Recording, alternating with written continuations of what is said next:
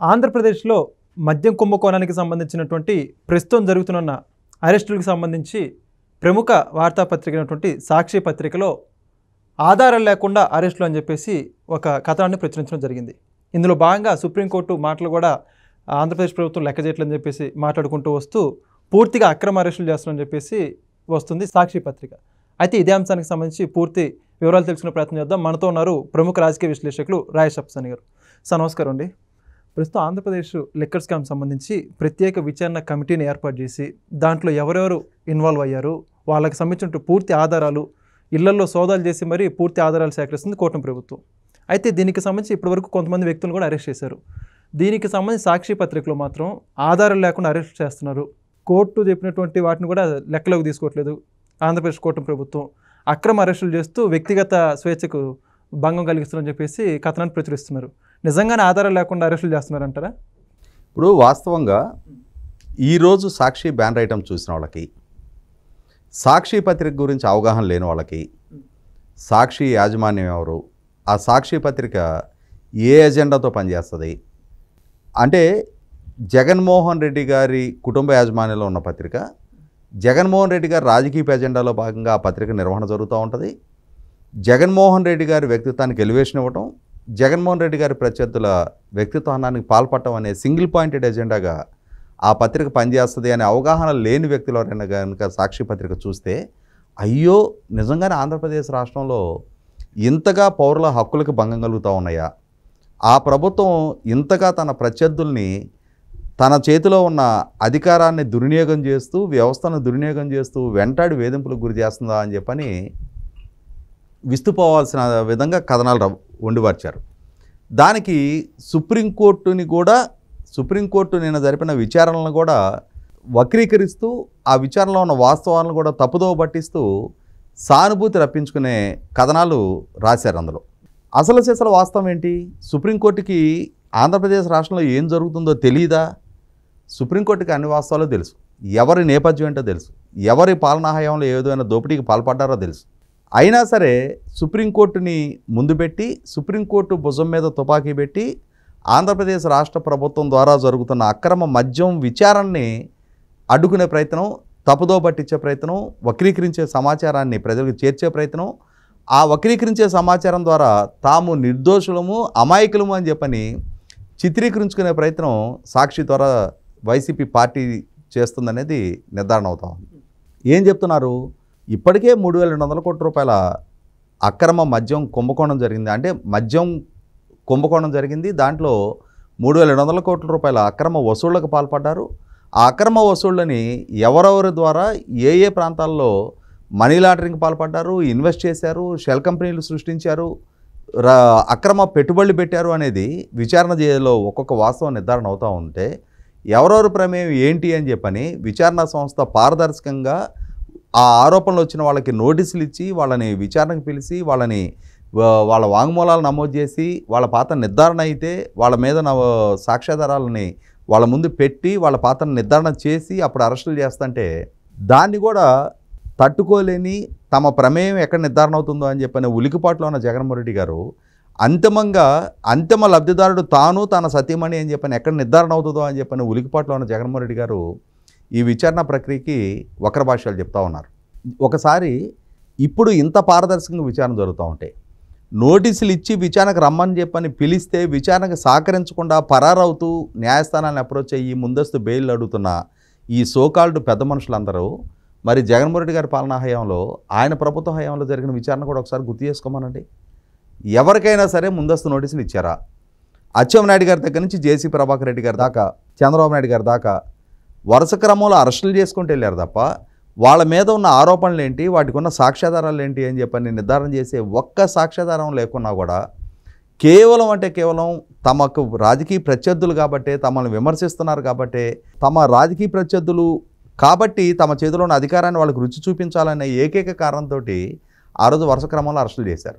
కొన్ని కేసుల గురించి మనం మాట్లాడుకుందాం.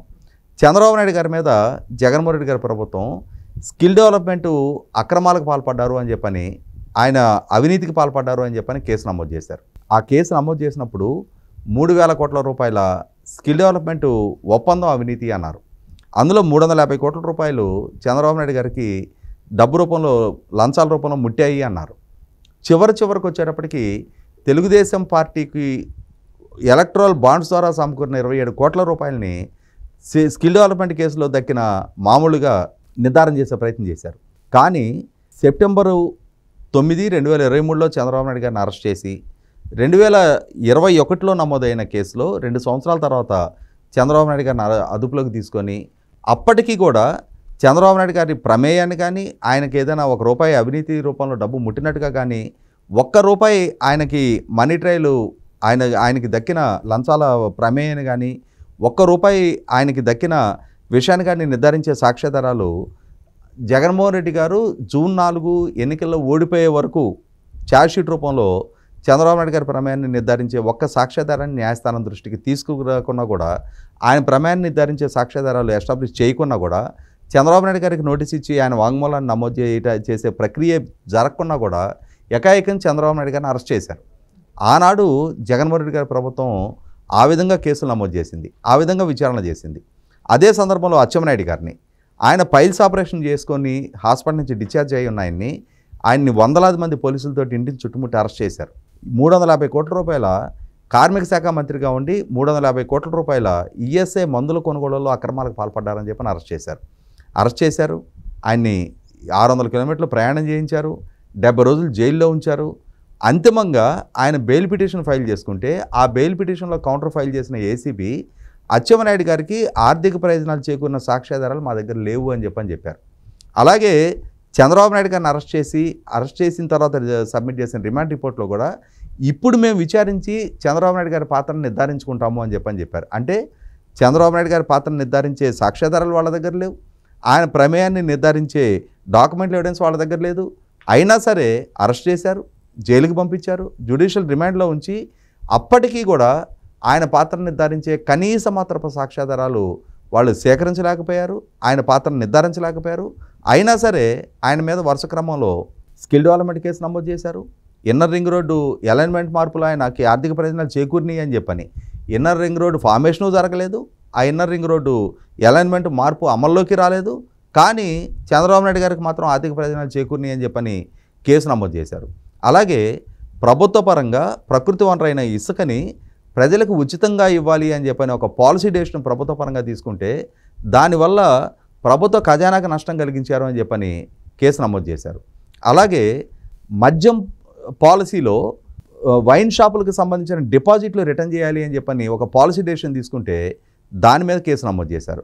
ఇట్లా వరుస పెట్టి 5 కేసులు చంద్రబాబు నాయుడు గారి మీద నమోదు చేసి ఒక్క కేసులో కూడా స్పష్టమైన సాక్ష్యాధారాలు ఎస్టాబ్లిష్ చేయలేదు, ఆయన్ని విచారించి ఆయనకి నోటీసులు ఇచ్చి ఆయన వాంగ్మూలాన్ని నమోదు చేయలేదు.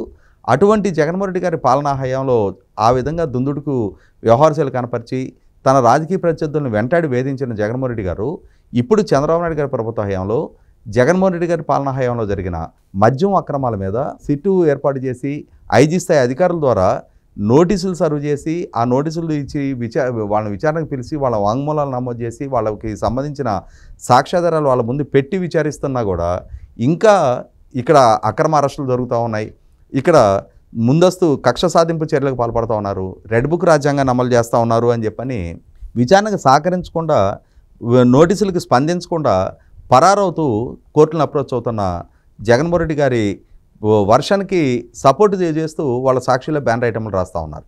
అదే సందర్భంలో ఇప్పుడు అరెస్ట్ అయిన వాళ్ళందరూ కూడా తెలుగుదేశానికి సంబంధించిన వ్యక్తులుగా చిత్రీకరించే ప్రయత్నం చేస్తూ ఉన్నారు. మరి గోవిందప్ప బాలాజీ తెలుగుదేశానికి సంబంధించిన వ్యక్తి అయితే మరి భారతీయ సిమెంట్స్లో పర్మనెంట్ డైరెక్టర్గా ఎలా ఉన్నారు?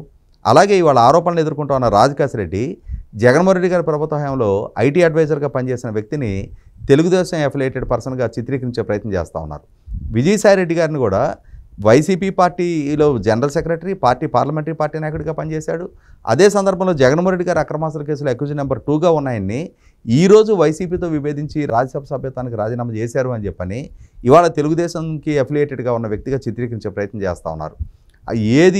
ఏ విధమైన వక్రీకరణ భాష్యాలు చెప్పినా కూడా అంతిమంగా జగన్మోహన్ రెడ్డి గారి పరిపాలనా హయాంలో జరిగిన వేల కోట్ల రూపాయల మద్యం అక్రమాలు ఒక్కొక్కటిగా వెలుగు చూస్తూ ఉన్నాయి.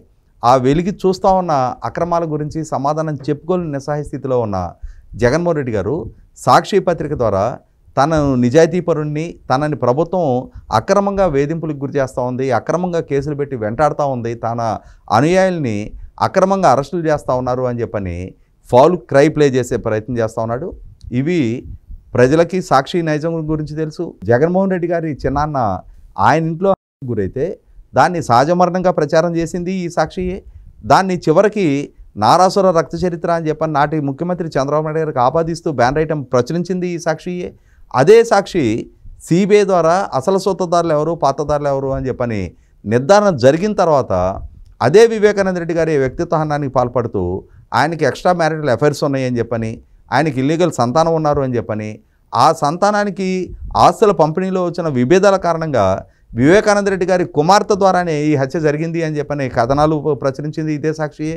అటువంటి క్రెడిబిలిటీ లేని కథనాలు వండి వార్చే సాక్షి, జగన్మోహన్ రెడ్డి గారి పొలిటికల్ ఎజెండాని మాత్రమే అమలు చేసే సాక్షి ఇవాళ ఈ విధమైన ఫౌల్ క్రై కథనాలు ప్రచురించిన మాత్రాన వాస్తవాలు నిర్ధారణ చేసుకోలేనంతటి అమాయకత్వంలో ఆంధ్రప్రదేశ్ పౌర సమాజం లేదనేది మొట్టమొదటిగా సాక్షి రియలైజ్ కావాలి.